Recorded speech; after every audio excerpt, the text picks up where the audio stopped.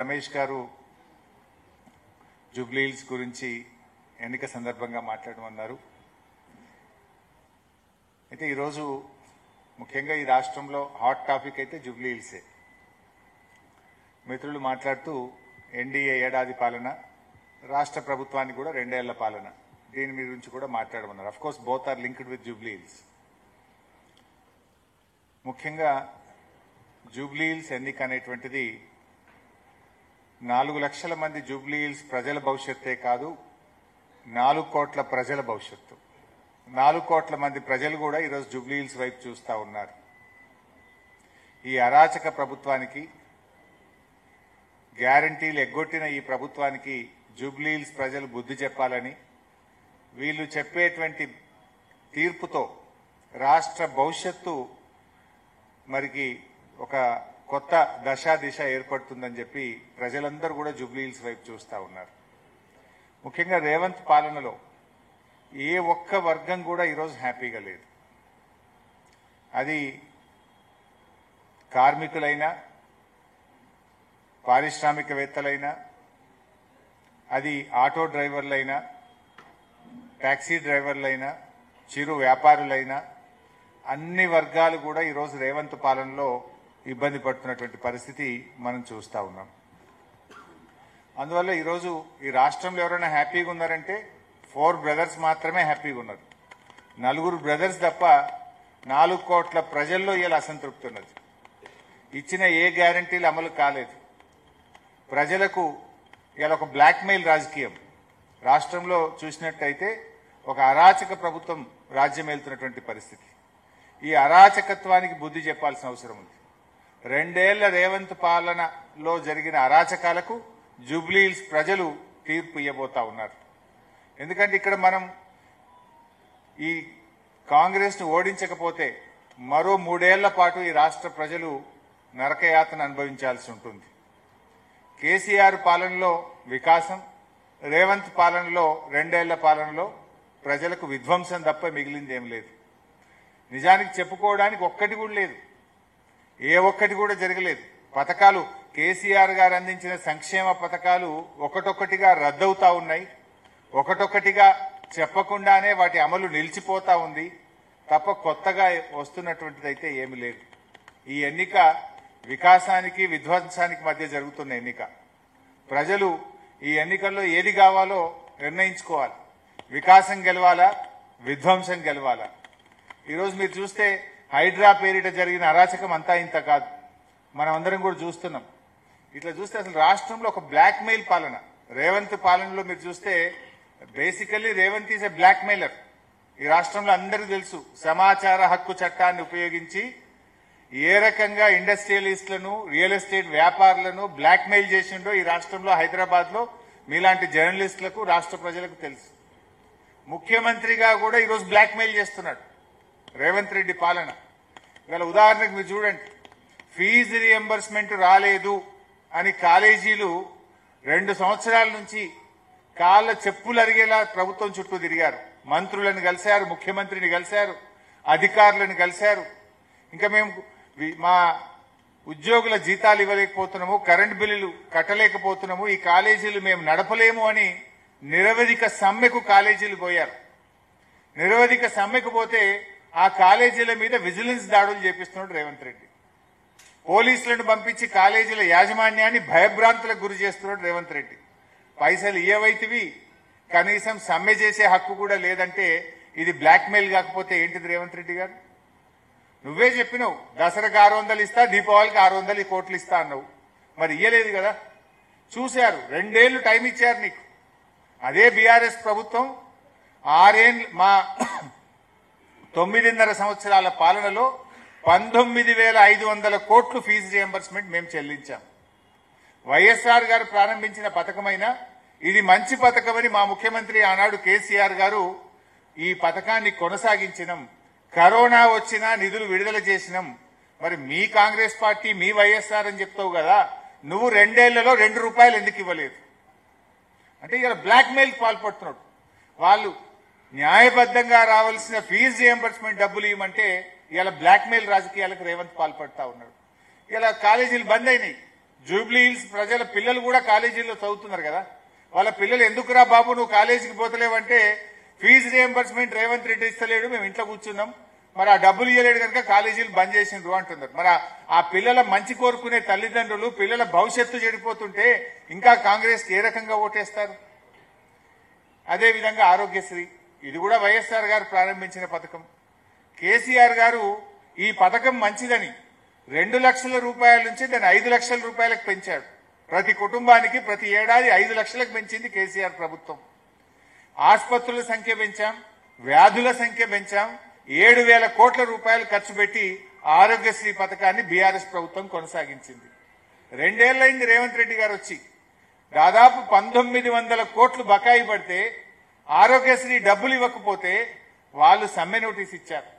అయ్యా ఎప్పుడు ఇస్తారు అని అడిగి 2 సంవత్సరాలు వేచి చూసి నోటీస్ ఇస్తే ఆసుపత్రుల మీదకి నోటీసులు, పోలీస్ దాడులు, మున్సిపల్ దాడులు, అధికారులు వెళ్లి వేధింపులు, విజిలెన్స్ దాడులు, నీ మెట్లు రోడ్డు మీదకి వచ్చినాయి నీ హాస్పిటల్ కూలగొడతాం, నీ ఫైర్ ఇంజిన్ అలారం పనిచేస్తలేదు నీ హాస్పిటల్ సీజ్ చేస్తాం. ఇదా బ్లాక్మెయిల్? ఒక ప్రభుత్వం నడిపే తీరిదా? కాలేజీలు ఫీజు రియంబర్స్మెంట్ అడిగితే పోలీసులను పంపిస్తావు, ఆరోగ్యశ్రీ బకాయిలు చెల్లించమంటే పోలీసుల్ని పంపిస్తావు. భట్టి గారు మీ అందరికి గుర్తు, అప్పుడు హైడ్రాస్ ప్రారంభంలో భట్టి గారు ఒక ప్రెస్ మీట్ పెట్టి పెద్ద వీడియో ప్రజెంటేషన్ ఇచ్చాడు. ఈ రాష్ట్రంలో దాదాపు 11 పెద్ద ప్రాజెక్టులు, 13,000 కోట్ల విలువ కలిగిన ప్రాజెక్టులన్నీ చెరువుల్లో కడుతున్నారు, చెరువు శిఖంలో కడుతున్నారు అని వీడియోలేసి ప్రజెంటేషన్ ఇచ్చిండు భట్టి గారు. ఇవన్నీ కూడా ఆపేయాలన్నాడు. ఎంతటి వాడైనా ఎవడైనా ఎంత పెద్దోడైనా ఎవరికైనా హైడ్రా ఒక్కటే కూల్చేస్తామన్నాడు. మరి ఇప్పుడు భట్టి గారు ప్రెస్ మీట్ పెట్టి ఏడాది అర్థమైంది. భట్టి గారు press meet, blackmail, settlement. ఇలా 11 ప్రాజెక్టుల గురించి మళ్ళా మాట్లాడుతుండ్రా? ఆ 13,000 కోట్ల రూపాయల విలువ కలిగిన ప్రాజెక్టుల గురించి ఆనాడు Bhatti deputy CM press meet, CM settlement. ఇది బ్లాక్ మెయిల్ రాజకీయం. అదేవిధంగా ఉద్యోగ సంఘాలు, వాళ్ళు రిటైర్మెంట్ అయిన ఉద్యోగులకు పెన్షన్ బెనిఫిట్స్ వస్తలేవు, డిఏలు రావడం లేదు, పీఆర్సీ రావడం లేదు. ఉద్యోగ సంఘాలు ఎక్కడన్నా నోరెత్తితే వాళ్ళ మీద ఏసీబీ దాడులు, బ్లాక్మెయిల్. ఉద్యోగ సంఘాలు ఇలా దేశంలో అత్యధిక డిఏలు పెండింగ్ లో ఉన్న రాష్ట్రం తెలంగాణ రాష్ట్రం. పీఆర్సీ ఎరియర్స్ చెల్లించని రాష్ట్రం తెలంగాణ రాష్ట్రం. రిటైర్డ్ ఉద్యోగులకు ఏళ్ల తరబడి వాళ్ళ బెనిఫిట్స్ ఇవ్వని రాష్ట్రం ఈ దేశంలో ఉందంటే అది రేవంత్ రెడ్డి రాష్ట్రం, మన పాలనలో ఉన్న తెలంగాణ రాష్ట్రం. ఈ రకంగా ఉద్యోగ సంఘాలు నోరెత్తితే ఏసీబీ దాడులు, బ్లాక్మెయిల్లు. అదేవిధంగా చివరికి ఇట్లా చెప్పుకుంటూ పోతే బ్లాక్మెయిల్ లిస్ట్ చాలా పెద్దది. చివరికి జూబ్లీ హిల్స్ ఎన్నికల్లో బీఆర్ఎస్ నాయకులను బ్లాక్మెయిల్ చేస్తుండు, జూబ్లీ హిల్స్ ఎన్నికల్లో ప్రజలను కూడా రేవంత్ రెడ్డి బ్లాక్మెయిల్ చేస్తుండు. Is a blackmailer. ఒక ముఖ్యమంత్రి 2 ఏళ్లలోనే నీ పని చేశాను, నా ప్రభుత్వం ఇంత మార్పు తెచ్చింది, ఇది మా గుణాత్మకమైన మీ జీవితాల్లో తెచ్చిన మార్పు అని ఓట్లు అడగాలి.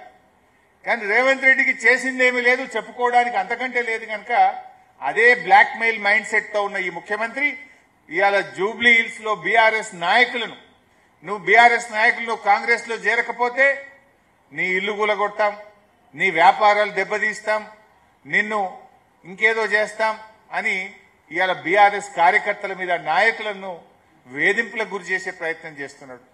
చివరికి ప్రజలతో కూడా ఏమంటున్నాడు, మీరు కాంగ్రెస్ కోటేయకపోతే మీ రేషన్ షాప్ బంద్ అవుతుంది, మీ పెన్షన్ బంద్ అవుతుంది.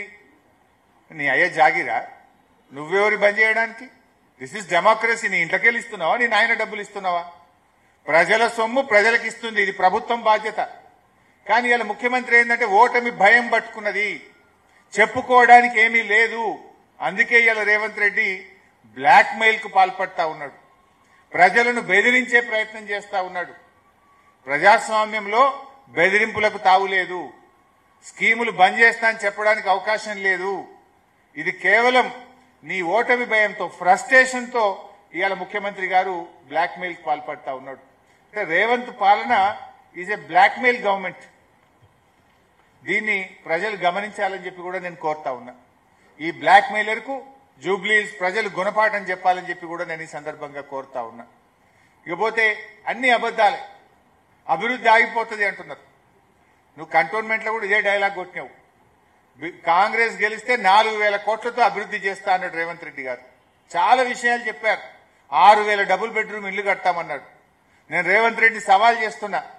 ఆ రోజు కంటోన్మెంట్ ఎన్నికల్లో ఇదే హౌసింగ్ మంత్రి పొంగిలేటి గారు వెళ్లి కాంగ్రెస్ గెలిస్తే 6,000 డబుల్ బెడ్రూమ్ ఇల్లు కట్టమన్నారు. ఒక్క ఇల్లు కట్టారా కంటోన్మెంట్ లో? ఎక్కడ కట్టారో చూపియండి, మేము రావడానికి సిద్ధంగా ఉన్నాం. కంటోన్మెంట్ లో మీరు ఆ రోజు 23 కోట్లతో స్పోర్ట్స్ కాంప్లెక్స్ కట్టామన్నారు. ఎక్కడ కట్టారో చెప్పండి, పోదాం చూద్దాం. స్పోర్ట్స్ కాంప్లెక్స్ ఎడగట్టినరో. రెగ్యులరైజేషన్ ఆఫ్ డిఫెన్స్ ల్యాండ్స్ అన్నారు. ఒక్కరికన్నా రెగ్యులరైజ్ చేసిండ్రా? పట్టా ఇచ్చిండ్రా? అంటే ఆనాడు అబద్దాలు చెప్పి ప్రజలను మభ్యపెట్టి మీరు కంటోన్మెంట్ లో గెలిచిండ్రు. కంటోన్మెంట్ లో ఇవాళ పోయి చూస్తే అన్ని గుంతలు, ఎక్కడ చూసినా పాట్ హోల్స్ ఉన్నాయి. రాత్రి పూట పోతే వెలగని వీధి దీపాలు ఉన్నాయి. ఇంకింత చెడిపోయింది మీరు గెలిచిన తర్వాత. రోడ్లన్నీ గుంతలమయం, రాత్రిపూట వీధి దీపాలు వెలగని పరిస్థితి ఏర్పడ్డది. నువ్వు కంటోన్మెంట్ లో ఇచ్చిన ఏ ఒక్క హామీ కూడా అమలు చేయలేదు. ఇలా బీఆర్ఎస్ వచ్చినాకనే అట్లీస్ట్ నిన్ను పరిగెత్తిస్తున్నాం మేము. ఇలా జూబ్లీ హిల్స్ నువ్వు ఉరుకురికి పనిచేస్తున్నావు అంటే ఎందుకు చేస్తున్నావు? ఇంతకుముందు నువ్వు జూబ్లీ హిల్స్ లో ఏం పనిచేయలేను. ముఖ్యంగా అజరుద్దీన్ మంత్రి చేసినావు. 2 సంవత్సరాల నుంచి నువ్వు అజరుద్దీన్ మంత్రి ఎందుకు చేయలే? ఇలా నువ్వు బీఆర్ఎస్ ఒత్తిడిలో ముస్లిం మైనార్టీలకు మంత్రి పదవి వచ్చింది. బీఆర్ఎస్ ఒత్తిడిలో నేను ఎన్టీఆర్ స్టాచ్యూ పెడతా అంటున్నావు, పీజేఆర్ స్టాచ్యూ పెడతా అంటున్నావు, గిగ్ వర్కర్ల బిల్లు పెడతా అంటున్నావు. కొల్లూరులో పోయి డబుల్ బెడ్రూమ్ ఇల్లు రేషన్ షాప్ పెట్టి ఇనాగ్రేషన్ చేసి వచ్చినావు ఇమీడియట్ గా పోయి. 7 రోజులు రేవంత్ రెడ్డి ఇలా గల్లీ గల్లీ మోకాళ్ళ మీద పాదయాత్రలు చేస్తున్నాడు, గల్లీ గల్లీ తిరుగుతున్నాడు. ఎప్పుడైనా జూబ్లీ హిల్స్ ముఖం చూసినావా నువ్వు? ఇవాళ సినీ కార్మికులను, ఆ రోజు సినిమా యాక్టర్లను జైళ్లలో పెట్టిన నువ్వు ఇవాళ సినీ కార్మికుల దగ్గరికి పోయి వంగి వంగి దండాలు పెడుతున్నావు. ఇట్లా చెప్పుకుంటూ పోతే ఇవన్నీ ఎవరి వల్ల జరుగుతున్నాయి? ప్రధాన ప్రతిపక్షంగా బీఆర్ఎస్ ఒత్తిడి వల్ల, బీఆర్ఎస్ గెలుస్తుందనే భయం వల్ల ఇవాళ నీకు ఇవన్నీ జరుగుతా ఉన్నాయి. 2 సంవత్సరాలు ఇవేవి నీకెందుకు గుర్తుకు రాలే? 2 ఏళ్లలో నువ్వు మైనార్టీలకు ఎందుకు మంత్రి పదవి ఇవ్వలే? ఎన్టీఆర్ స్టాచ్యూ బీఆర్ఎస్ ఎన్నో పెట్టింది. 70 అడుగుల ఎన్టీఆర్ స్టాచ్యూను ఖమ్మంలో పెట్టాం, కూకట్పల్లిలో పెట్టాం, బాన్స్వాడలో పెట్టాం. ఎన్నో చోట్ల బీఆర్ఎస్ పార్టీ పెట్టింది. ఇవాళ రేవంత్ రెడ్డికి ఎన్టీఆర్ గుర్తొస్తుంది. మరి 2 ఏళ్లకి లేడమైనావు నాయన? జూబ్లీ హిల్స్ ఎన్నికలు వస్తే గుర్తొచ్చింది అది నీకు. మైనార్టీలు గుర్తొస్తారు, ఎన్టీఆర్ గుర్తొస్తాడు, పీజేఆర్ గుర్తొస్తాడు. మరి ఆ పీజేఆర్ కొడుకు ఎందుకు టికెట్ ఇవ్వలేను? నువ్వే కదా పీసీసీ ప్రెసిడెంట్. నిజంగా నీకు అంత ప్రేమ ఉంటే పీజేఆర్ కొడుకు ఎందుకు టికెట్ ఇవ్వలే? ఇవాళ పీజేఆర్ మీద నీకు ప్రేమ గుర్తొస్తుందా? పీజేఆర్ కు మంత్రి పదవి ఇవ్వకపోవడం వల్ల, కాంగ్రెస్ యొక్క అరాచకం వల్ల ఆ రోజు పీజేఆర్ చనిపోయింది గుండాకి. ఇవాళ నువ్వు పీజేఆర్ మీద ప్రేమ వలకపోస్తున్నావు. కొల్లూరు డబుల్ బెడ్రూమ్ లో ఒక్కనాడన్నా కేసీఆర్ కట్టిండనే నెపంతోని ఒక్కనాడు 2 ఏళ్లలో మీరు పోలే. ఇప్పుడు రోజు ఒక మంత్రి పరిగెత్తుతుండు, ఒకలేనికొకలు ఉరుకుతుండు. ఒక ఆయన పోయి దవాఖాన పెడతా అంటుండు, ఒక ఆయన పోయి రేషన్ షాపులు పెడతా అంటుండు, ఒక ఆయన పోయి నేను మున్సిపల్ చెత్త ఎత్తడానికి బండ్లు పెడతా అంటుండు, ఇంకొక ఆయన పోయి అంబులెన్స్ పెడతా అంటుండు. 2 ఏళ్లు అడిగిపోయిండు. This is all done by BRS.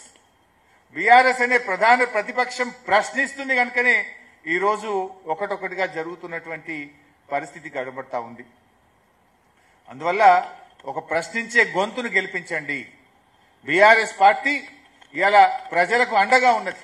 నువ్వు మూసీ పేరిట పేదల ఇళ్లు కూలుస్తా అంటే ఆ ప్రజలు తెలంగాణ భవన్కి వచ్చి తమ బాధలు చెప్పుకుంటే బీఆర్ఎస్ పార్టీ కేటీఆర్ గారు, మా శాసనసభ్యులు అందరం పోయి బుల్డోజర్లకు అడ్డంగా నిలబడి ఇవాళ హైదర్ షా కోట గాని మూసీ కూల్చివేతలను అడ్డుగా నిలబడ్డది, అడ్డుకున్నది, ఆపింది బీఆర్ఎస్ ప్రభుత్వం. సో అందువల్ల ఒక ప్రశ్నించేటువంటి దాన్ని మీరు గెలిపించండి. ప్రజల పక్షాన్ని నిలబడేటువంటి పార్టీని గెలిపించాలని మేము ఈరోజు అందరినీ కూడా కోరుతా ఉన్నాం. ముఖ్యంగా లా అండ్ ఆర్డర్. ఇవాళ కేసీఆర్ గారి హయాంలో హైదరాబాద్ లో అద్భుతమైన పాలన జరిగింది. శాంతి భద్రతలకు కేర్ ఆఫ్ గా తెలంగాణ రాష్ట్రం నిలిచింది. దేశంలోనే అవార్డులు అందుకున్నది బీఆర్ఎస్ ప్రభుత్వం. 10 లక్షల సీసీ కెమెరాలు పెట్టాం, కొత్త పోలీస్ వాహనాలు అందించాం.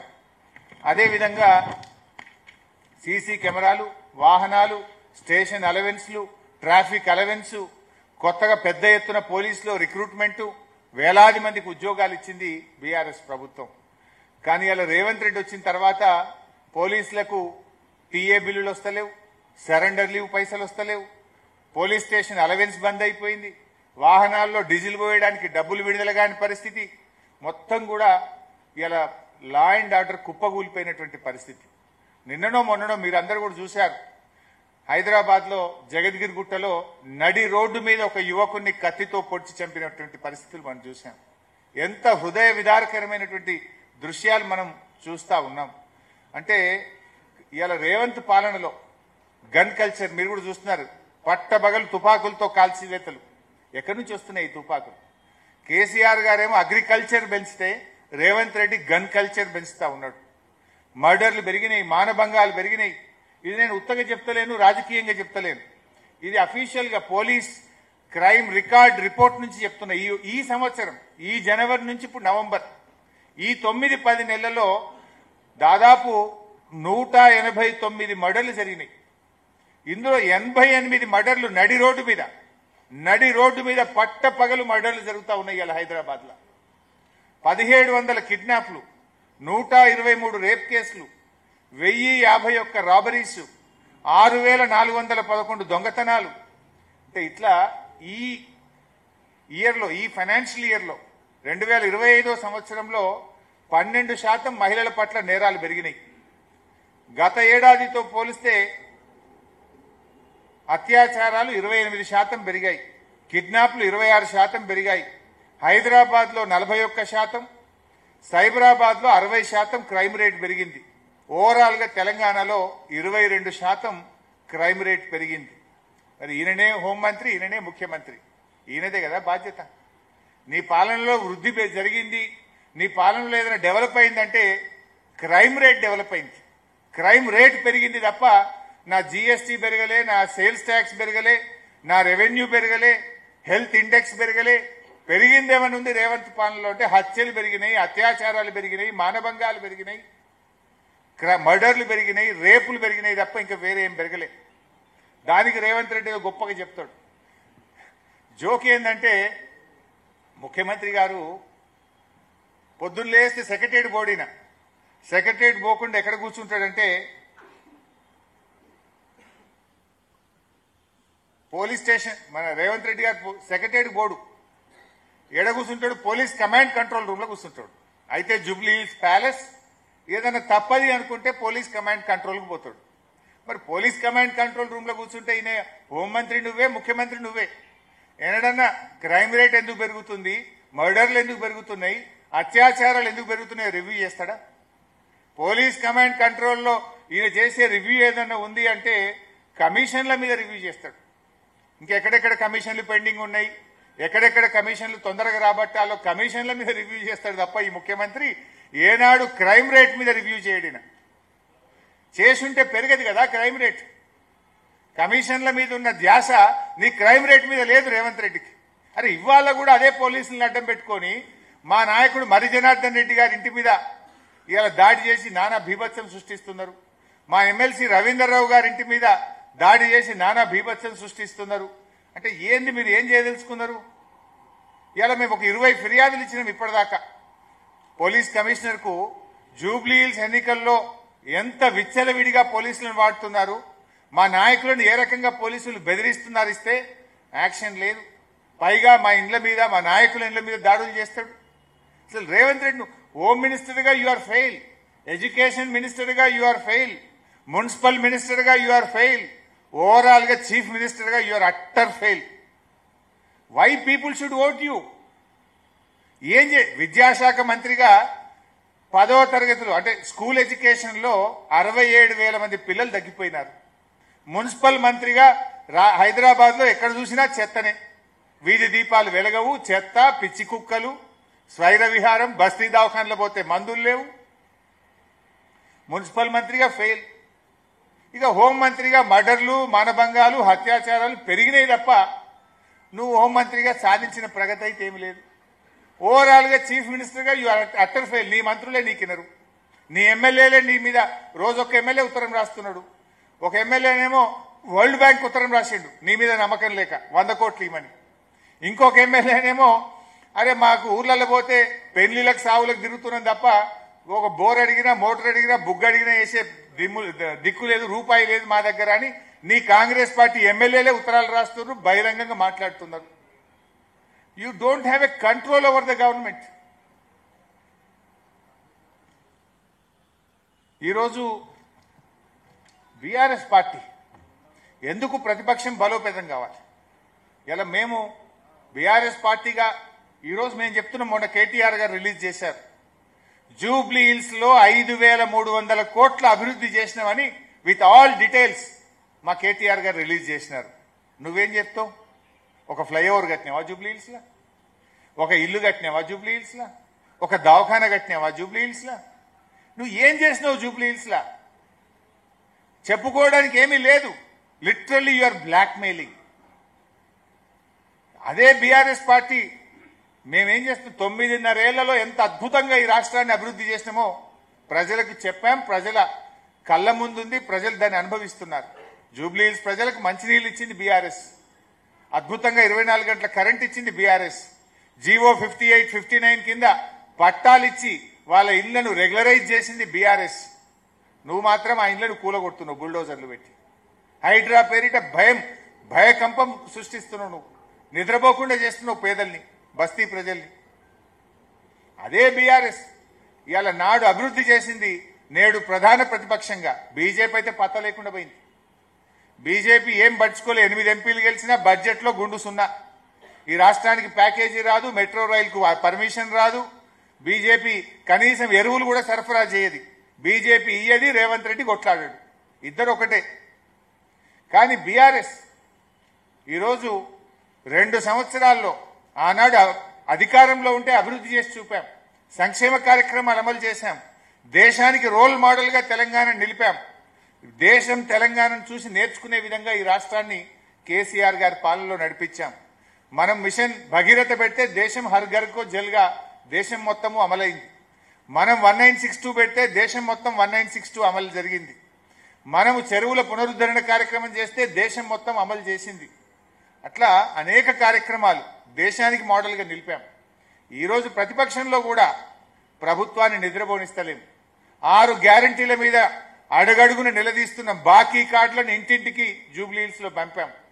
రుణమాఫీ గురించి గల్లా పట్టుకొని అడిగితే ఇవాళ కనీసం అరకొరగనైనా రుణమాఫీ కొద్దో గొప్ప జరిగిందంటే బీఆర్ఎస్ పోరాటం, బీఆర్ఎస్ నిలదీస్తేనే రుణమాఫీ జరిగింది. బీఆర్ఎస్ పోరాటం వల్లనే ఇవాళ 2 సార్లు రైతు బంధు వచ్చింది, 2 సార్లు ఎగ్గొట్టిండు ఈ పుణ్యాత్ముడు. ఈయన వచ్చినాక 4 పంటలు, 2 సార్లు రైతు బంధు ఎగ్గొట్టిండు. నువ్వు ఎగ్గొట్టినవు, నీ సంగతి ఏందని బీఆర్ఎస్ ప్రశ్నిస్తే కనీసం 2 సార్లు రైతు బంధు వచ్చింది. మొన్న యాసంగి బోనస్ ఎగ్గొట్టిండు, దాని సంగతి ఏందని గల్ల పట్టుకుని బీఆర్ఎస్ అడిగితే ఇప్పుడు వానకాలంకు బోనస్ ఇస్తా అంటుండు. యాసంగి ఎగ్గొట్టిండు, వానకాలం ఇస్తుండు. ఒక పంటకి ఇచ్చిండు, ఒక పంటకి ఎగ్గొట్టిండు. గురుకులాలు పిల్లలు పిట్టల్లాగా రాలిపోతుంటే, దవాఖానల పాలైతుంటే బీఆర్ఎస్ గురుకుల బాట పట్టింది. ఈ ప్రభుత్వాన్ని నిలదీస్తే ఇవాళ గురుకులాలకు గ్రీన్ ఛానల్ అంటాడు, గురుకులాల మీద ముఖ్యమంత్రి రివ్యూ పెట్టిండు. అప్పటిదాకా విద్యాశాఖ మంత్రి ఈయననే గాని ఈయన పట్టించుకున్న పరిస్థితి లేదు. హైదరాబాద్ భూములు అమ్ముకున్నాడు, అమ్ముకుంటే కూడా బీఆర్ఎస్ ప్రశ్నించింది. బీఆర్ఎస్ హెచ్సియు భూములను కాపాడే ప్రయత్నం చేసింది. బస్ ఛార్జీలు పెంచితే మహిళలకు ఫ్రీ అన్నాడు, మగవాళ్లకు డబుల్ టికెట్ కొట్టిండు. ఆడవాళ్ళకు ఫ్రీ అంటివి, భార్యకు ఫ్రీ అంటివి, భర్తకు డబుల్ టికెట్ కొడితే ఇక అదేం ఫ్రీ? భార్యకు ఫ్రీ అన్నావు, భర్త టికెట్ 10 రూపాయల బదులు 20 రూపాయలు చేసినావు, ఆడికాడికి అయిపోయాయి. దాని మీద కూడా పోరాడింది బీఆర్ఎస్, బస్ ఛార్జీల మీద పోరాడింది బీఆర్ఎస్. మైనార్టీ మినిస్టర్ లేకపోతే పోరాడింది బీఆర్ఎస్. బస్తీ దవాఖానాల్లో జీతాలు ఇవ్వకపోతే, మందులు లేకపోతే పోరాడింది బీఆర్ఎస్. టిమ్స్ హాస్పిటళ్ల నిర్మాణం ఆలస్యం జరిగితే పోరాడింది బీఆర్ఎస్. ఇట్లా బీఆర్ఎస్ ప్రజల గొంతుకై పోరాడుతుంది. ఉద్యోగుల పక్షాన, నిరుద్యోగుల పక్షాన 2 లక్షల ఉద్యోగాలు ఏమైనాయని బీఆర్ఎస్ పోరాడుతుంది. రిటైర్డ్ ఉద్యోగుల పక్షాన బీఆర్ఎస్ పోరాడుతుంది. అవుట్ సోర్సింగ్ ఉద్యోగుల పక్షాన బీఆర్ఎస్ పోరాడుతుంది. పేదల పక్షాన బీఆర్ఎస్ పోరాడుతుంది. ఈ రకంగా బీఆర్ఎస్ ఆనాడు అధికారంలో ఉంటే పేదలకు పనిచేసింది, ఇవాళ ప్రతిపక్షంలో ఉంటే పేదల గొంతుకై, ప్రశ్నించే గొంతుకగా నిత్యం ప్రజల్లో ఉంటూ బీఆర్ఎస్ పోరాడుతుంది. అందువల్ల ఇలాంటి బీఆర్ఎస్ పార్టీని మీరందరూ కూడా జూబ్లీ హిల్స్ లో గెలిపించాలని చెప్పి కూడా జూబ్లీ హిల్స్ ప్రజల్ని మేము కోరుతా ఉన్నాం. ఇవాళ బీజేపీ కాంగ్రెస్ 2 ఒకటే. ఎందుకు ఈ మాట అంటున్నామంటే ఇలా జూబ్లీహిల్స్లో పోటీ చేస్తున్న అభ్యర్థి నవీన్ యాదవ్ తమ్ముడు వెంకట్ యాదవ్ ఆయనకు 3 ఓట్లున్నాయి ఆధారాలతో సహా. కాంగ్రెస్ అభ్యర్థి తమ్ముడికి మూడు చోట్ల ఓటు ఉంది జూబ్లీహిల్స్లో. ఇది ఎక్కడిది అని మేము ఎలక్షన్ కమిషన్కి ఇచ్చాం, ఫిర్యాదు చేసినాం, కానీ దాని మీద యాక్షన్ లేదు. దాదాపు 25,000 ఓట్లు కొత్తగా నమోదైనాయి. ఇందులో డూప్లికేట్ ఓట్లున్నాయి, వాళ్ళు అక్కడ ఉండడం లేదు, దొంగ ఓట్లున్నాయి, ఓట్ చోరీ జరుగుతుందని బీఆర్ఎస్ ఫిర్యాదు చేస్తే కిషన్ రెడ్డికి పట్టది, బీజేపీ ప్రశ్నించదు, బీజేపీ దాని మీద ఎంక్వైరీ వేయదు. మీ చేతులు అధికారం ఉన్నా మీరు పట్టించుకోరు. ఇద్దరు కలిసింది కనుకనే అది జరగదు. మరి రాహుల్ గాంధీ కూడా దేశమంతా బీహార్లో పోయి ఓట్ చోరీ అంటాడు. తెలంగాణ ఓట్ చోరీ గురించి రాహుల్ గాంధీ గారు మాట్లాడారు. అంటే ఇలా బీజేపీ కాంగ్రెస్లు తెలంగాణలో రెండు కలిసి ఉన్నాయి. ఇక్కడ ఇప్పుడు అసదుద్దీన్ ఓవైసీ గారు పోయి బీహార్లో ఆయన ఎన్నికల్లో నిలబడితే ఇదే కాంగ్రెస్ నాయకులు షబ్బీర్ అలీ గారు ఏమంటున్నారు ఓవైసీ గారిని, ఏ बीजेपी का बी टीम है अंटाడు. फिर तेलंगाना में कैसा बी टीम बना कांग्रेस का? बिहार में बीजेपी का बी टीम, तेलंगाना में कांग्रेस का बी टीम. एक ही पार्टी एक ही इलेक्शन में वहां बीजेपी का बी टीम कैसा बनता या कांग्रेस का बी टीम कैसा बनता? कुछ गलती है. आप सब मिलके हैं, आप सब लोगों को మోసం చేస్తా ఉన్నారు మీరు అందరు కలిసి. ఈ విషయం ఇవాళ ప్రజలు ఆలోచిస్తున్నారు. ఇవాళ ప్రధానమంత్రి గారే ఆర్ఆర్ ట్యాక్స్ అంటాడు. మరి ఆర్ఆర్ ట్యాక్స్ మీద ఎందుకు చర్యలు ఉండవు? ఇవాళ అందరికీ తెలుసు ఎక్కడ వసూలు చేస్తుండో, ఆర్ఆర్ ట్యాక్స్ ఏందో అందరికీ తెలుసు. Why there is no action so far? అదేవిధంగా బీసీ రిజర్వేషన్ ఢిల్లీలో అధికారంలో ఉన్నది బీజేపీ, రాష్ట్రంలో అధికారంలో ఉన్నది కాంగ్రెస్. వీళ్ళే ధర్నాలు చేస్తారు. చట్టాలు పాస్ చేయాల్సింది మీరు, కానీ బీజేపీ ధర్నా చేస్తుంది, రోడ్ ఎక్కి కాంగ్రెస్ ధర్నా చేస్తుంది. ఎవరి చెవులలో పూలు పెడుతుంది? ఇద్దరు కలిసి ఉన్నారు కనుకనే ఇలా బీసీలను ఈ రాష్ట్రంలో మోసం చేస్తా ఉన్నారు మీరు. బీజేపీ కాంగ్రెస్లు ఈ జూబ్లీహిల్స్ ఎన్నికల్లో ఇద్దరు కూడా ఒక్కటై పనిచేస్తా ఉన్నారు. ముఖ్యంగా ఈరోజు రేవంత్ రెడ్డి గారు हमारे मुसलमानों का भी बेइज्जती करा. परसों वो इलेक्शन में कैंपेन में बात करते हुए कांग्रेस है तो मुसलमान है, कांग्रेस है तो आपका इज्जत है, कांग्रेस नहीं है आप कुछ नहीं है అనేటువంటి మాట మాట్లాడిండు. हाउ कैन ही से कांग्रेस नहीं है तो आप कुछ नहीं है? कांग्रेस कब आया? मुसलमान कब से है?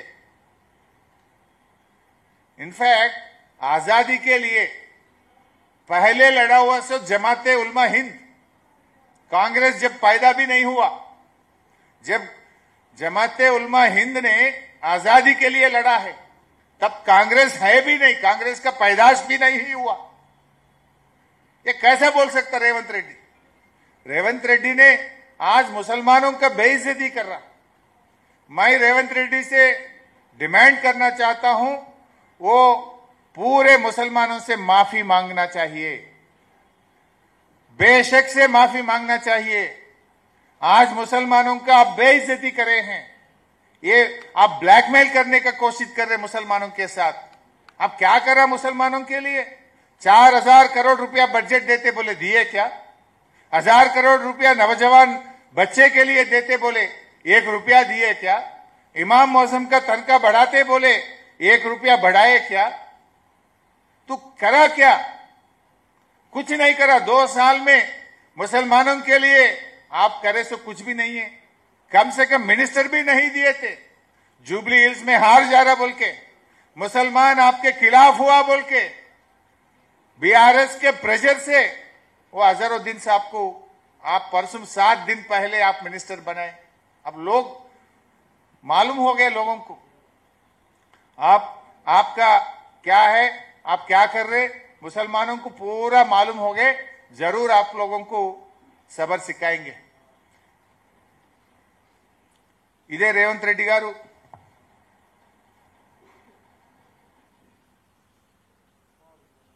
గతంలో రామరెడ్డి వెంకటరెడ్డి గారు పాలేరులో చనిపోయారు.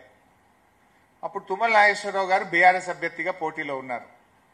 ఆనాడు రేవంత్ రెడ్డి గారు పాలేరుకు వచ్చి ఒక మహిళ రామరెడ్డి వెంకటరెడ్డి గారి సతీమణి సుచరితారెడ్డి గారు పోటీ చేస్తుంటే బీఆర్ఎస్ పార్టీ 4-5 మంత్రులు వచ్చి పనిచేస్తున్నారు. ఇంతమంది మంత్రులు అవసరమా అని మాట్లాడిండు. ఇది రండ రాజకీయమో అని మాట్లాడిండు. మరి నువ్వు చేసేది ఏందా రేవంత్ రెడ్డి? స్వర్గీయులు గోపీనాథ్ గారు చనిపోతే వారి సతీమణి ఎన్నికల్లో నిలబడితే మొత్తం 14 మంది మంత్రులను పెట్టినావు కదా. నువ్వు 7 రోజులు మోకాళ్ళ మీద పాదయాత్రలు చేస్తున్నావు కదా, గల్లీ గల్లీ తిరుగుతున్నావు కదా, పోలీసులను విచ్చలవిడిగా వాడుతున్నావు కదా. మరి నీ రాజకీయం ఏంది అని నేను అడుగుతా ఉన్నా. ఆనాడు మాట్లాడితే ఒకటి, ఈరోజు ఒక తీరా. ఇలా పిల్లల మీద, ఆడపిల్లలు గోపి గారి పిల్లల మీద కూడా కేసులు పెడతావా? పాపం కాలేజీ పిల్లలు తల్లిగారి వెంట ప్రచారానికి వెళ్తే ఆ పిల్లల మీద కూడా కేసు పెడతావు. గోపి గారి సతీమణి గారి మీద లేనిపోని అభాండాలు వేసే ప్రయత్నం చేస్తావు. ఇంత చిల్లర రాజకీయం అవసరమా? ఇంత దివాలాకోరు దిగజారుడు రాజకీయం అవసరమా నీకు? ఇవాళ ప్రజలు దీన్ని ఆలోచించాలని చెప్పి కూడా కోరుతా ఉన్నా. రేవంత్ రెడ్డి గారు ఈరోజు 6 గ్యారెంటీల గురించి మాట్లాడతలేడు. నిన్న ఒక మంత్రి మాట్లాడుతూ తులం బంగారం ఉత్తదే అని చెప్పేసిండు. ఇక తులం బంగారం ఇచ్చేటట్లేమో ధర బాగా పెరిగింది అంటుండు. అంటే ఎన్నికల ముందు వాగ్దానం ఇచ్చి తీరా ఇప్పుడు తులం బంగారం ఇయ్యమంటుండు. ఆడబిడ్డలకు ఎన్ని ప్రామిసులు చేసిండు?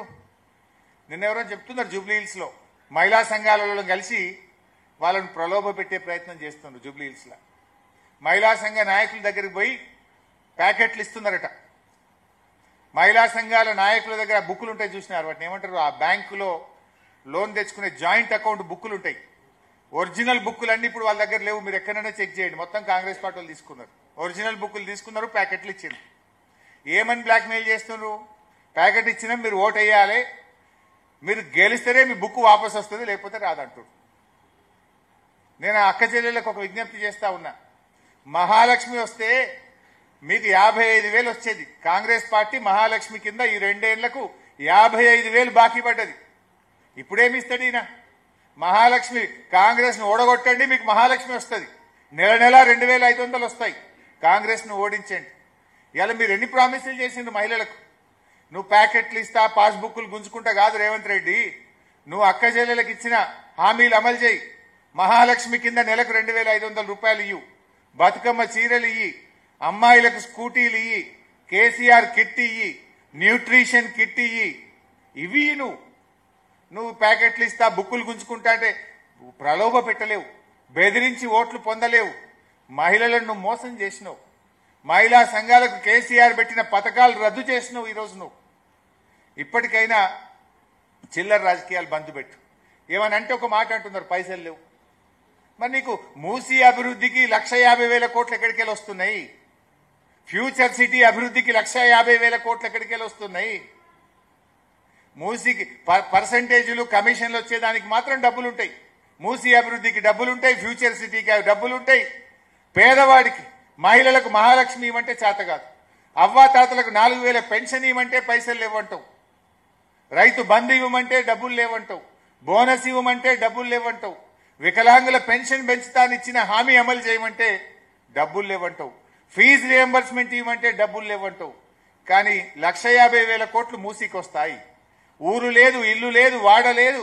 5,000 కోట్లతో ఫ్యూచర్ సిటీకి 6 లైన్ల రహదారేసి నీ అనుయాయులకు కాంట్రాక్టులు కట్టబెడతావు.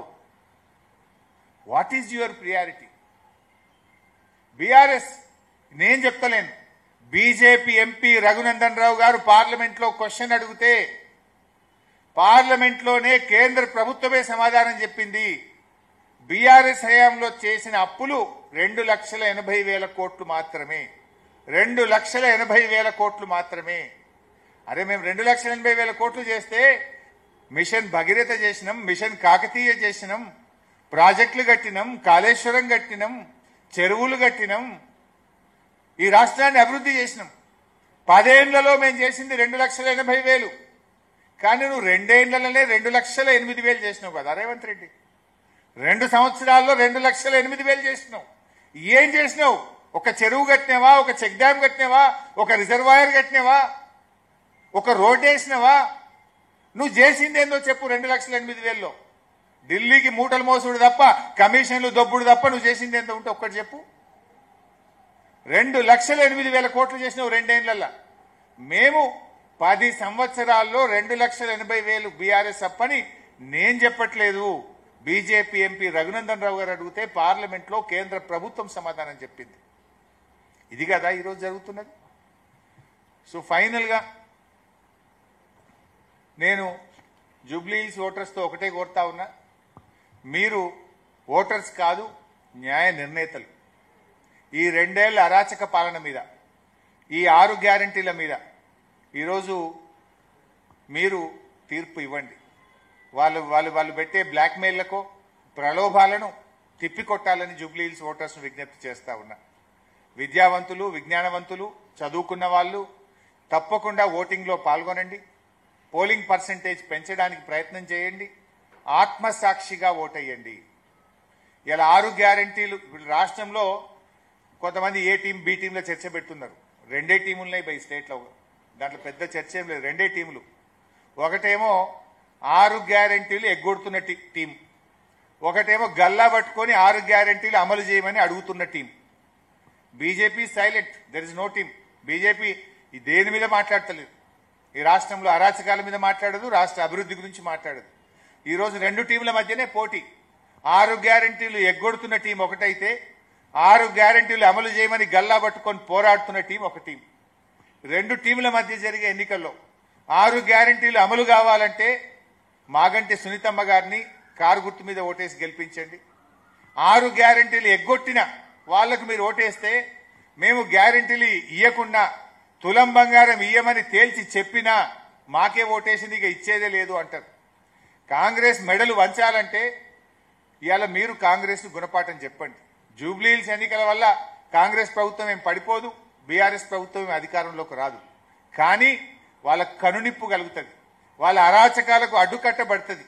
6 గ్యారంటీల అమలుకు మీరు దోహదం చేసిన వాళ్ళు అవుతారు. కనుక ఖచ్చితంగా ఈ జూబ్లీహిల్స్ లో కాంగ్రెస్ ను ఓడించండి. ఈ అరాచక కాంగ్రెస్ కు మీ ఓటుతో గుణపాఠం చెప్పి ఈ రాష్ట్ర ప్రగతికి మీరు దోహదం చేయాలని చెప్పి కోరుతా ఉన్నా. ఇవాళ రియల్ ఎస్టేట్ పడిపోయి ప్రజలు ఇబ్బందుల్లో ఉన్నారు, వ్యాపారస్తులు ఇబ్బందుల్లో ఉన్నారు, అన్ని వర్గాలు ఇబ్బందుల్లో ఉన్నారు. అట్లీస్ట్ ఇక్కడ గుణపాఠం జరిగితే వాళ్ళ కన్నిప్పు జరుగుతుంది, రివ్యూ జరుగుతుంది, ప్రజలకు మేలు జరుగుతుంది అనేటువంటిదే బీఆర్ఎస్ యొక్క ఆశ. అందువల్ల మీరు లేదంటే మీరు ఒక్కటే ఆలోచించండి. By chance undoubtedly BRS is winning this election. మాకు ఏ survey, you take any survey, all the surveys are saying BRS is winning. ప్రజల మూడ్ అదే ఉంది. మేము ప్రజలకు దగ్గరికి ప్రచారానికి వెళ్తే కూడా మాకు వాళ్ళు ప్రజలు తమ్ము చూపిస్తున్నారు, వీఆర్ విత్ యూ అని చెప్తున్నారు. కొంతమంది ప్రజలు అన్న వీడియో వద్దే, వీళ్ళు ఆ వీడియో చూసి మళ్ళీ ఈ గుండాగాళ్ళు రాత్రి ఇంటికి వస్తున్నారు, మేము మీకే వేస్తున్నాం, జర ఫోటో తీయకుండి వీడియో తీయకుండి అంటున్నారు. ఈ రోజు ఆ పరిస్థితి వచ్చింది జూబ్లీహిల్స్ లో. ఒకవైపు పోలీసులు, సివిల్ డ్రెస్ లో ఉన్న పోలీసులు, ఒకవైపు గుండాలు ఈ రకంగా భయభ్రాంతులకు గురి చేస్తున్నారు. ప్రజలు they are clear, there is silent wave, ఒక పెద్ద వేవ్ రాబోతుంది. ప్రజలు మా సర్వేల్లో ఇలా బీఆర్ఎస్ కు 6%, 8% లీడ్ చూపిస్తున్నారు, కానీ అంతకంటే ఎక్కువ ఉన్నది. కొంత భయపడి వీళ్ళు సివిల్ డ్రెస్ లో ఉన్న పోలీసులా, కాంగ్రెస్ పంపిన గుండాల అర్థం కాక కొంతమంది they are maintaining silence. But ఒక నిశ్శబ్ద విప్లవం ఉంది. బీఆర్ఎస్ ఎవరి అంచనాలకు అందనంత పెద్ద మెజార్టీతో బీఆర్ఎస్ గెలుస్తుంది అనేటువంటి సంపూర్ణమైన విశ్వాసం ఉంది. మరి జూబ్లీహిల్స్ ప్రజలకు కూడా బీఆర్ఎస్ పార్టీ తరఫున ఈ రోజు మీరందరూ కూడా వికాసాన్ని గెలిపించండి, ఈ యొక్క అరాచకత్వాన్ని, ఈ యొక్క విధ్వంసాన్ని ఓడించండి. హైడ్రా ఆగాలన్నా, 6 గ్యారెంటీలు అమలు కావాలన్నా, ఈ అరాచకాలు ఆగాలన్నా మీరందరూ కూడా బీఆర్ఎస్ ను గెలిపించాలని మీ అందరినీ ఈ ప్రెస్ క్లబ్ ద్వారా, ఈ మీట్ ద ప్రెస్ కార్యక్రమం ద్వారా బీఆర్ఎస్ పార్టీ తరఫున మీ అందరికీ విజ్ఞప్తి చేస్తూ ధన్యవాదాలు. థ్యాంక్ యూ హరీష్ రావు గారు. జూబ్లీహిల్స్ లిమిట్ కావాలని కోరింది ఎందుకంటే హరీష్ రావు గారి నుంచి ఈ ప్రమాదం పొంచి ఉందని. జూబ్లీహిల్స్ నుంచి మొదలు పెడితే ఢిల్లీ వరకు రాష్ట్ర ప్రభుత్వ వైఫల్యాలు, బీజేపీ కాంగ్రెస్ బంధం గురించి చాలా వివరంగా చెప్పారు. ఇప్పుడు క్వశ్చన్ అవర్ స్టార్ట్ చేద్దాం. సమన్వయకర్తగా మొదటి క్వశ్చన్ నేను వేయాలనుకుంటున్నాను. మీరు కాంగ్రెస్ మీద ఆరోపణలు, కాంగ్రెస్ మీద విమర్శలు, కాంగ్రెస్ మీద ఏ ఆరోపణలు చేసినా సీఎం రేవంత్ రెడ్డి నుంచి మొదలుకొని పిసిసి ప్రెసిడెంట్ మహేష్ కుమార్ గౌడ్ నుంచి మొదలుకొని కింది స్థాయి కాంగ్రెస్ కార్యకర్తలు ఒకటే క్వశ్చన్ ఇస్తున్నారు. మీ ఆరోపణలు చేసే ముందు మీ ఇంటి ఆడబిడ్డ కవిత చేసిన ఆరోపణల మీద మీరు ముందు సమాధానం చెప్పాలని అంటున్నారు, జూబ్లీస్ ఎన్నికల్లో కానీ ఇతర వేదికల మీద కానీ. సో కాంగ్రెస్కు చెప్పుకోవడానికి ఏం లేక ఇలాంటి రాజకీయాలు మాట్లాడుతూ ఉన్నారు. నిజంగా జూబ్లీహిల్స్ ఎన్నికల్లో మీరు ఏం చేశారో అభివృద్ధి గురించి చెప్పండి. ప్రజలకు మీరు 2 సంవత్సరాల్లో మీరు చేసిన 6 గ్యారెంటీల అమలు గురించి చర్చించండి. గతంలో కూడా చాలా వచ్చినాయి ఇటువంటివి. మీ కాంగ్రెస్ పార్టీలో ఉన్నప్పుడు కూడా మీ కాంగ్రెస్ పార్టీ నాయకులే ఈరోజు కొండా సురేఖ గారి బిడ్డ ఏం మాట్లాడుతుంది, దానికి సమాధానం చెప్పమని రేవంత్ రెడ్డిని. కొండా సురేఖ సతీమణి కేబినెట్ మంత్రి బిడ్డ ఏమని చెప్పింది, గన్ను రేవంత్ రెడ్డి పంపిండు, తుపాకీ రేవంత్ రెడ్డి పంపి భయపెట్టి వసూళ్లు చేయించిండు అని చెప్పింది. అమ్మ ఫైల్ మీద సంతకం పెడితే జపాన్ లో ఉన్న ముఖ్యమంత్రి ఫైల్ తెప్పించుకున్నాడు అని చెప్పింది. మరి దాని మీద రేవంత్ రెడ్డి ముందు సమాధానం చెప్పి, you are the chief minister కదా, నీ కేబినెట్ మంత్రి బిడ్డనే నీ మీద ఆరోపణలు చేసింది, తుపాకీ నువ్వే పంపినావని. Is it right or not, you tell first. Thank you. Yes, మహిళా జర్నలిస్ట్ నుంచి అవకాశం ఇద్దాం ముందు ఎవరికైనా ముందు. ఎస్, మైక్ ఇవ్వండి. ఉమక్ మైక్ ఇవ్వండి. మీ ఆర్గనైజేషన్ పేరు మీ పేరు చెప్పి క్వశ్చన్ అడగండి.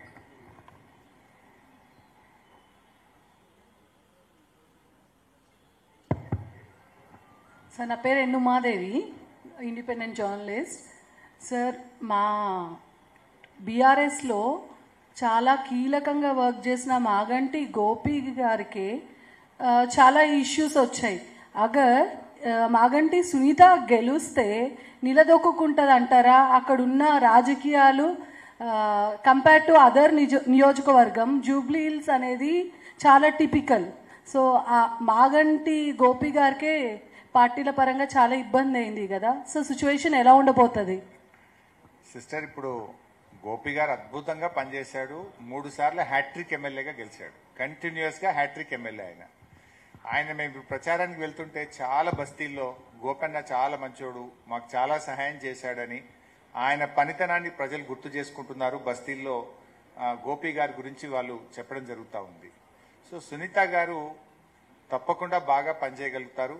సునీత గారు ఒక సగటు మహిళగా, ఒక ఇంటి యజమానిరాలిగా మహిళల బాధలను, మహిళల మంచి కష్టాలను బాగా తెలుసుకోగలిగినటువంటి వ్యక్తి. సో డెఫినెట్గా ఆవిడ బాగా పనిచేస్తుంది. ఆవిడకు వెన్నంటి బీఆర్ఎస్ పార్టీ ఉంటుంది. మేమందరం కూడా వారికి చేదోడు వాదోడుగా ఉంటాం.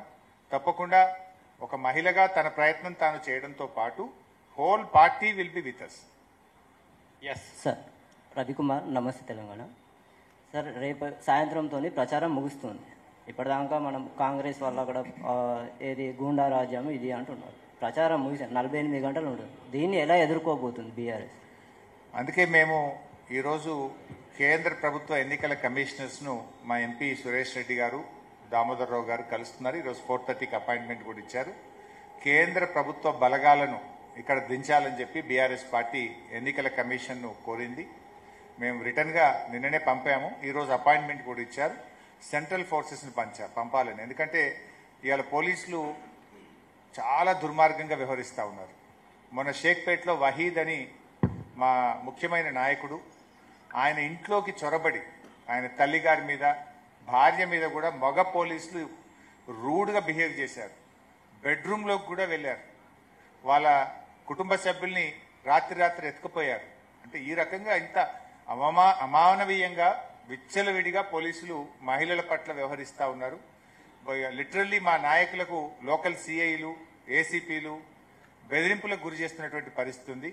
అందువల్ల కేంద్ర ప్రభుత్వం సెంట్రల్ ఫోర్సెస్ని ఇక్కడ దించాలని, మన దేశంలో ఎక్కడ చూడం ముఖ్యమంత్రి డీజీపీకి అపాయింట్మెంట్ ఆర్డర్ ఇచ్చిండు. అసలు నేనైతే ఇప్పటివరకు చూడలే ఇన్నేళ్ల జీవితంలో ముఖ్యమంత్రి చేతుల మీదుగా అపాయింట్మెంట్ ఆర్డర్ అందుకుంటున్న డీజీపీ శివధర్ రెడ్డి. ఇది అన్ని పేపర్లలో ఫోటో ఐటమ్. ఇంకా ఆ డీజీపీ లా అండ్ ఆర్డర్ ఏం ప్రొటెక్ట్ చేస్తాడు? ఆ డీజీపీ న్యాయంగా ఎక్కడ వ్యవహరిస్తాడు? అందువల్ల ఇవన్నీ విషయాలు కూడా ఎన్నికల కమిషన్కి చెప్పాం.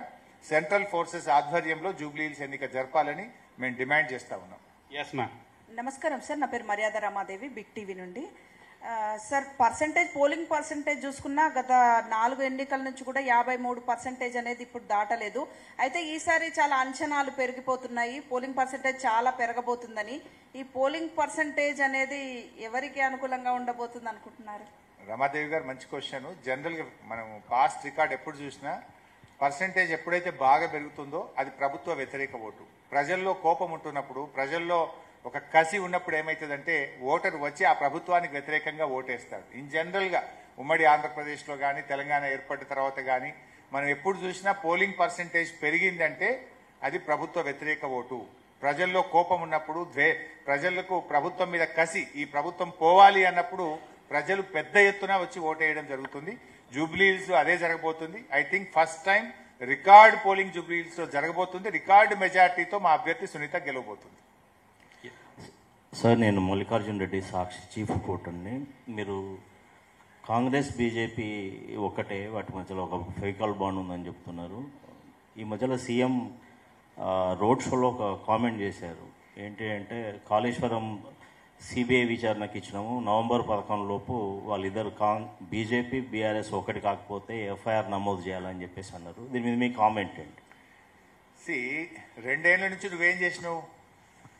నువ్వు ఎన్డీఎస్ఏ ఎంక్వైరీ అన్నావు, విజిలెన్స్ ఎంక్వైరీ అన్నావు, ఘోష్ కమిషన్ అన్నావు, ఏసీబీ అన్నావు, రకరకాలు పెట్టి రెండేళ్ల నుంచి వేధించినావు. ఎక్కడన్నా ఒక చిన్న తప్పు దొరకబట్టినావా? ఇప్పుడు నయా నాటకం సిబిఐ పెట్టినావు. అసలు నిన్ను కదా ఓట్ ఫర్ నోట్ కేసులో ఇప్పటిదాకా నువ్వు స్టే తెచ్చుకొని నువ్వు ఈరోజు కోర్టును అడ్డం పెట్టుకొని ప్రాసిక్యూషన్ జరగకుండా ముందుకు పోతున్నావు. నీ మీద ఈడీ కేసు ఉంది, ఓట్ ఫర్ నోట్ కేసు. 5 ఏళ్ల కింద నీ మీద ఓట్ ఫర్ నోట్లో ఈడీ కేసు అయితే ఇప్పటిదాకా ఈడీని ఎందుకు అరెస్ట్ చేస్తలేదు? నీకు బీజేపీతో సంబంధం ఉంది కనుకనే నువ్వు ఇలాంటి మాటలు మాట్లాడుతున్నావు. నిన్ను ఈడీ ఎందుకు అరెస్ట్ చేయలేదు ఇప్పటిదాకా? ఓట్ ఫర్ నోట్ కేసులో నీ మీద ఈడీలో ఎఫ్ఐఆర్ ఉంది. Why ED is not arrested Revanth Reddy? This should answer both Kishan Reddy and Revanth. Rahul garu. Sir, Rahul from the wire. Sir, ఈ ఎలక్షన్స్ లో కాంగ్రెస్ అరాచకాలు మితిమీరిపోయినాయని మీరు చెప్తున్నారు. 2023లో ఇదే పరిస్థితిలో అది ఫోన్ ట్యాపింగ్ ద్వారా జరిగిన అరాచకాల కంటే ఎక్కువ ఇవి. ఎందుకంటే అప్పుడు రేవంత్ రెడ్డి లీడర్స్ లైక్ రేవంత్ రెడ్డి, బండి సంజయ్ ఫోన్లు వాళ్ళ ఫ్యామిలీ మెంబర్స్ ఫోన్లే ట్యాప్ అయినాయి. అవి ఇన్వెస్టిగేషన్ ఏజెన్సీస్ రిపోర్ట్స్ లోనే తేలింది సార్. అది ఏం తేలలేదు. ఇదంతా కూడా రేవంత్ రెడ్డి ప్రభుత్వం చేస్తున్న ఆరోపణ. ఇప్పుడు అది కోర్టులో ఉంది, న్యాయస్థానంలో ఉంది. నిజంగా జరిగితే బయట పెట్టు, యాక్షన్ తీసుకో. Who is stopping you? Sir, Ramesh Reddy sir, Eenadu Congress ప్రభుత్వం, రేవంత్ రెడ్డి నాయకత్వంలోని కాంగ్రెస్ ప్రభుత్వం ఈ ఉప ఎన్నిక రెఫరెండంగా మీరు భావిస్తున్నారు? నిన్ననే మా కేటీఆర్ గారు ఈ ప్రశ్నకు ఆన్సర్ ఇచ్చారు కదా. నమస్తే సార్. సార్, గత ప్రభుత్వం, మీ ఆర్గనైజేషన్ పేరు, మీ పేరు చెప్పండి. నా పేరు Bhumeshwar, Andhraprabha deputy bureau chief. గత ప్రభుత్వంలో తుమ్మిడిహట్టి నిర్మించాలని మీరు ప్రయత్నం చేసినా మహారాష్ట్ర ప్రభుత్వం అంగీకరించలేదు. ప్రస్తుత ప్రభుత్వం 150 మీటర్ల ఎత్తుతో తుమ్మిడిహట్టి నిర్మిస్తాం, సుందిళ్లకు నీటిని తరలిస్తామని చెప్తున్నది. సాధ్యం అవుతుందా? Good question. ఇప్పుడు ఇలా మీ దాంట్లో 2 ఆన్సర్లు ఉన్నాయి. తమ్మిడిహట్టి దగ్గర 150లో కడతాము అంటున్నారు. 150 సరే, అది మహారాష్ట్ర ఒప్పుకుంటుందా ఒప్పుకోదా సెకండరీ. ఒప్పుకున్నదని అనుకుందాం. 150 కట్టి కూడా తీసుకోగలిగిన నీళ్ళు ఎన్ని?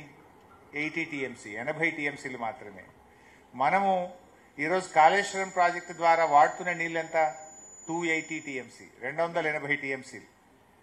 మరి 80 సరిపోతాయా? అప్పుడైనా కాళేశ్వరం కావాల్సిందే కదా. This is number 1. Number 2, Tummidihatti నుంచి ఏడికి తెస్తామంటున్నారు? సుందిళ్ళ బ్యారేజ్కి తెస్తామంటున్నారు. నువ్వే ఏం చెప్తున్నావు? ఈ బ్యారేజీలన్నీ కూడా కూలిపోతాయి, ఇది టెక్నాలజీ బాగలేదు, ఇదంతా అవినీతి జరిగింది అంటున్నావు. మరి సుందిళ్ళ బ్యారేజ్కు నువ్వు నీళ్లు తెస్తున్నావు అంటే, వెన్ సుందిళ్ళ బ్యారేజ్ ఇంటాక్ట్, దాని అన్నారం ఉన్నట్టే మేడిగడ్డ ఉన్నట్టే కదా. What's the problem? ఇదంతా నువ్వు రాజకీయం చేస్తున్నట్టు. ఎప్పుడైతే సుందిళ్ళ బ్యారేజ్కు నీళ్లు తెస్తున్నావు అంటే సుందిళ్ళ బ్యారేజ్ వాడతావు, సుందిళ్ళ బ్యారేజ్ దగ్గర బీఆర్ఎస్ ప్రభుత్వం కట్టిన లిఫ్ట్ను వాడి ఎల్లంపల్లికి నీళ్లు తెస్తావు. మరి సుందిళ్ళ బ్యారేజ్ పనిచేసినప్పుడు, సుందిళ్ళ లిఫ్ట్ పనిచేసినప్పుడు అన్నారం మేడిగడ్డ కూడా పనిచేస్తాయి కదా. 3 బ్యారేజీలు అదే టెక్నాలజీతోనే అదే గోదావరి నది మీద కట్టినాం కదా. Then there is no issue.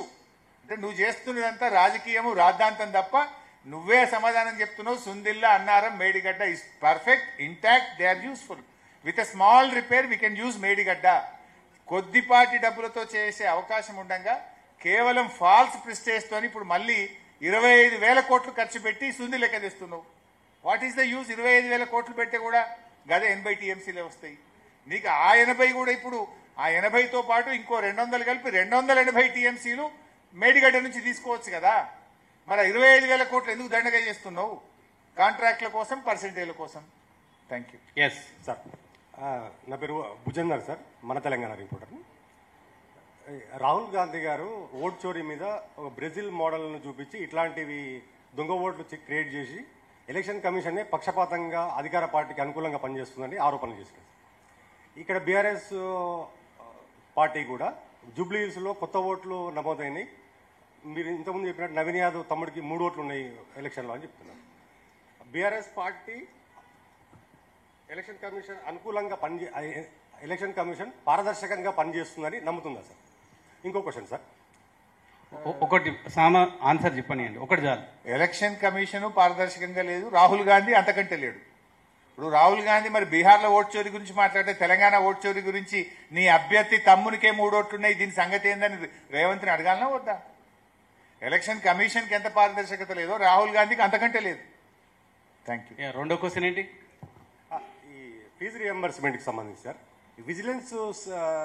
ఈ విజిలెన్స్ సిస్టమ్ అనేది క్రియేట్ చేసిందే, ఆ సిస్టమ్ తెచ్చిందే బీఆర్ఎస్ పార్టీ అని ఈ కాలేజ్ మేనేజ్మెంట్స్ ఆరోపిస్తున్నాయి సార్. వాళ్ళు ఇప్పుడు చేస్తున్న కాంగ్రెస్ గవర్నమెంట్ చెప్తున్న విజిలెన్స్ అప్పటి బీఆర్ఎస్దే, ఆ రిపోర్ట్ను చూపించే మమ్మల్ని బెదిరిస్తున్నారు అని చెప్తున్నారు వాళ్ళు. మేము ఏ రోజు వేధింపులకు గురి చేయలే కదా. బీఆర్ఎస్ పార్టీ వచ్చినాడు అప్పటి కాంగ్రెస్ ప్రభుత్వం 2,200 కోట్ల ఫీజు రియంబర్స్మెంట్ బకాయి పెట్టిపోయింది. ఆనాడు కిరణ్ కుమార్ రెడ్డి ప్రభుత్వం పోతూ పెట్టిన బకాయిలు చెల్లించినాం. 2 సంవత్సరాలు కరోనా వస్తే కూడా కలిపి 19,500 కోట్ల రూపాయలు ఫీజు రియంబర్స్మెంట్ కింద బీఆర్ఎస్ ప్రభుత్వం ఇచ్చింది. 2 సంవత్సరాల్లో రేవంత్ రెడ్డి నువ్వు 2 రూపాయలు ఎందుకు ఇవ్వలేదు? ఈ కాలేజీల్లో చదివేది ఎవరు? ఎస్సీ, ఎస్టీ, బీసీ, మైనార్టీలు చదువుతారు. నీ ప్రభుత్వం పేదల ప్రభుత్వం అని, ఇందిరమ్మ ప్రభుత్వం అని చెప్పే నువ్వు ఆ ఎస్సీ, ఎస్టీ, బీసీ, మైనార్టీ పిల్లలకు ఫీజు రియంబర్స్మెంట్ చెల్లించకపోవడం వల్ల సర్టిఫికెట్లు ఇవ్వడం లేదు, ఉన్నత చదువులు చదవలేకపోతున్నారు. నువ్వు దాని చెల్లింపులు చేయను. నువ్వు ఇప్పుడు మల్లన్న సాగర్ నుంచి మూసీకి 7,000 కోట్లతో టెండర్ పిలిచినావు, దానికి పేమెంట్ ఇస్తున్నావు, దానికి పైసలు ఉన్నాయి. నీకు 5,000 కోట్లతో ఫ్యూచర్ సిటీకి రోడ్ వేస్తున్నావు, దానికి పైసలు ఉన్నాయి. ఈ ఎస్సీ, ఎస్టీ, బీసీ విద్యార్థులకు ఫీజు రియంబర్స్మెంట్ ఎందుకు ఇవ్వవు? మేము 10 ఏళ్ళు ఉంటే ప్రతి సంవత్సరం 2,000 కోట్లు యావరేజ్కి ఇచ్చినాం. ఎవ్రీ ఇయర్ 2,000 కోట్లు ఇచ్చినాం. నువ్వు 2 ఏళ్లలో 2 రూపాయలు కూడా ఇవ్వలే. What is the problem? When BRS is able to give, why not you? Vigilance ఉన్న ఆ రోజు మేము ఎవరిని కడుపు మీద కొట్టలే, వెరిఫై చేసినాం, తప్పులుంటే సరి చేసుకోమన్నాం. నువ్వు ఫీజు రియంబర్స్మెంట్ అడగగానే కాలేజీల మీద విజిలెన్స్ దాడులు చేయించి వాళ్ళని భయభ్రాంతులకు ఎందుకు గురి చేస్తున్నావు? డబ్బులు ఇవి ఫస్ట్. నువ్వు తప్పులుంటే చర్యలు తీసుకో. డబ్బులు ఎందుకు ఇస్తావు ఫీజు రియంబర్స్మెంట్? ఇలా జూబ్లీ హిల్స్ ప్రజలు ఆలోచిస్తారా? జూబ్లీ హిల్స్ లో కూడా ఎంతో మంది పిల్లలు కాలేజీలకు పోకుండా ఇళ్లలో కూర్చున్నారు. వాళ్ళ అమ్మ నాన్న అడగరా ఎందుకు పోతలేవు బిడ్డ కాలేజీ కంటే? రేవంత్ రెడ్డి పైసలు ఇస్తలేడు అమ్మ, కాలేజ్ బంద్ పెట్టిండు అని అమ్మకు నాయనకు చెప్పాడా? పిల్లల చదువుల్ని ఇలా బేకారు చేస్తూ పిల్లల చదువులు ఆగం చేసిన రేవంత్ రెడ్డికి ఏ తల్లి అయినా తండ్రి అయినా ఓటేస్తారా? నా పేరు Radha sir, independent journalist. So మొన్న సీఎం రేవంత్ రెడ్డి గారు బీఆర్ఎస్ పార్టీ అసలు సినిమా కార్మికులకి ఎలాంటి పనులు చేయలేదని చెప్పేసి ఆరోపించారు. దానికి మీ సమాధానం ఏంటి సార్? అమ్మ, సినిమా రంగానికి కేసీఆర్ గారు ఇచ్చినంత ఆదరణ ఎవరు ఇవ్వలేదు. రేవంత్ రెడ్డి వచ్చినాక సినిమా యాక్టర్లను అరెస్ట్ చేసి జైళ్లలో పెట్టింది చూశారు, బ్లాక్మెయిల్ చేసింది చూశాము. సినిమా కార్మికులు సమ్మె చేస్తుంటే ప్రభుత్వానికి సంబంధం లేదు, వాళ్ళు సమ్మె చేస్తుంది నిర్మాతల మీద. కానీ రేవంత్ రెడ్డి నిర్మాతలందరూ పోయి రేవంత్ రెడ్డి గారిని కలిసిన వీడియో, ఫోటో మనం పేపర్లలో చూసాం. తెల్లారి పోలీసులను పంపించి బలవంతంగా సమ్మెను మెడ మీద కత్తి పెట్టి విరమింపజేసింది రేవంత్ రెడ్డి. కానీ బీఆర్ఎస్ హయాంలో సినిమా రంగం అభివృద్ధి జరిగింది. సినిమా రంగానికి అనేక రకాలుగా ప్రభుత్వం సహకరించింది. మేము ఏ రోజు రేవంత్ రెడ్డి లాగా ఈ బ్లాక్మెయిల్ కు పాల్పడలే. మేము ఈ రకమైన పరిస్థితి మేము చేయలే ఏ రోజు కూడా. ఆడ కూడా మళ్ళొక జుమ్లా 20% టికెట్ ధర పెంచుతా అన్న మీకు ఇస్తా అన్నాడు. అది 2 సంవత్సరాల నుంచి ఎందుకు చేయలే? కార్మికులు సమ్మె చేసేటప్పుడు ఎందుకు స్పందించలే? జూబ్లీ హిల్స్ లో ఎలక్షన్ వస్తే కార్మికులు గుర్తొచ్చిందా? ఆ రోజు పాపం కార్మికులు బాధపడి సమ్మె చేస్తుంటే నువ్వు ఆ రోజు పిలిచి ఎందుకు మాట్లాడలే? నిర్మాతలను పిలిచి మాట్లాడి పోలీసులను పెట్టి కార్మికుల సమ్మె విరమింపజేసినావు తప్ప కార్మికులారా రండి మీ బాధ ఏందని ఎందుకు మాట్లాడలేదు? ఓట్లు వస్తే కార్మికులు గుర్తొచ్చింది. కానీ BRS never did like that. BRS ఎప్పుడు ఒకే తీరుగా ఉంది. Hello sir, Anjana news minute నుంచి. సార్, నేను యూసుఫ్ కూడా రెహమత్ నగర్ సైడ్ కొంచెం రిపోర్టింగ్ చేశాను before attending this press conference. అక్కడ వచ్చి బీఆర్ఎస్కి బాగానే సపోర్ట్ ఉంది, బట్ 1 పాయింట్ సీనియర్ యూత్ నుంచి బాగానే సపోర్ట్ ఉంది బీఆర్ఎస్కి. కానీ కొన్ని సీనియర్ సిటిజన్స్తో మాట్లాడితే వాళ్ళ పెద్ద సమస్య ఏమన్నారంటే, ఇప్పుడు అభితో హుకుమత్ మే కాంగ్రెస్ హై, అయితే ఓట్ చేస్తే కాంగ్రెస్కి వేస్తే ఏదైనా వచ్చే అవకాశం ఉందని ఒక నమ్మకం. సో ఇప్పుడు పవర్లో లేనప్పుడు బీఆర్ఎస్ ఎంతవరకు హెల్ప్ చేయగలుగుతుంది, ఎంతవరకు యూస్ఫుల్గా ఉండగలుగుతుంది లాంటి నియోజకవర్గంలో? अब हुकूमत में कांग्रेस तो है, फिर कंटोनमेंट में क्या करे? कंटोनमेंट में जीत के 1.5 साल हो गए. कंटोन में बहुत कुछ वादा करे, 6000 घर बनाते बोले, स्टेडियम बनाते बोले, मिलिट्री लैंड में पट्टा देते बोले, कुछ भी नहीं करे ना. जीत के भी 1.5 साल हो गए. जाएंगे कंटोनमेंट में, बात करेंगे. कंटोनमेंट में रोड़ा पूरा पार्ट होल गिर गए, कोई स्ट्रीट लाइट आ रहा नहीं रात में. तो क्या करे कंटोनमेंट में? कुछ नहीं करे. एटलीस्ट बीआरएस जीते तो कांग्रेस को पूछेंगे, हम पकड़ के, हम कांग्रेस को जोर से हम पूछ सकते. हम असेंबली में पूछेंगे, बाहर लड़ेंगे. देखिए परसों बस्ती दवाखाना गए हम पूरे, जब तक 5 महीने से बस्ती दवाखाने में डॉक्टर का, स्टाफ नर्स का तनख्वाह नहीं है, दवा नहीं था. जब बीआरएस जाके बस्ती दवाखाना विजिट करके गला पकड़ के पूछे, सैलरी आ गया, दवा भी आ गया. तब तक टिम्स का कोई काम ही नहीं हो रहा था. जब बीआरएस एलबी नगर टिम्स जाके क्यों नहीं चल रहा 2 साल से बोले, तो इमीडिएटली टिम्स के पास हेल्थ सेक्रेटरी भागना शुरू करे, इंजीनियर्स भागना शुरू करे, हम करेंगे बोल के बोल रहे. बोलता बीआरएस का आवाज तेलंगाना को डेवलप कर सकता. ये जो गुंडागर्दी कर रहे, ये लोग जो हाइड्रा बोल के घरा गिरा रहे, बीआरएस जाके उसको रोक रहे. हाइड्रा के खिलाफ लड़ रहे बीआरएस पार्टी. कल जुबली हिल्स बस्तियों में फिर हाइड्रा लगाएंगे ये लोग. जीते तो क्या बोलते, अब हम हाइड्रा लगा के घर गिराने के बाद भी हमारा जुबली हिल्स में जिताए और घर तोड़ेंगे और घर को गिरा देंगे बोलते. हैदराबाद में एक घर बनाए क्या रेवंत रेड्डी? 2 साल में एक घर भी रेवंत रेड्डी नहीं बनाए. केसीआर साहब ने 1 लाख डबल बेडरूम घर बना के गरीब लोगों को बगैर 1 रुपया दिए, लेकिन रेवंत रेड्डी ने 1 लाख घर गिरा दिया है. बनाए सो पार्टी बीआरएस है, गिराए सो पार्टी कांग्रेस है. अब कौन जीतना आप सोचो. Yes sir, Kiran sir, T news. Sir, ఈ సమ్మక్క సారక్క ప్రాజెక్ట్ కనుక పూర్తయితే కాళేశ్వరం ప్రాజెక్టును నిర్వీర్యం చేసే కుట్ర జరుగుతుంది. అది ఫుల్ లెవెల్ ట్యాంక్ కనుక వచ్చినట్లయితే ఖచ్చితంగా మేడిగడ్డ మునిగిపోతుందని నిపుణులు మాట్లాడుతున్నారు. మీరేం చెప్తారు సార్ దాని మీద? కాంగ్రెస్ పార్టీ ఎట్లా తయారైందంటే, కేసీఆర్ కు పేరు రావద్దు, బీఆర్ఎస్ కు పేరు రావద్దని క్రూరంగా వ్యవహరిస్తా ఉంది. ప్రభుత్వాలు మారుతాయి,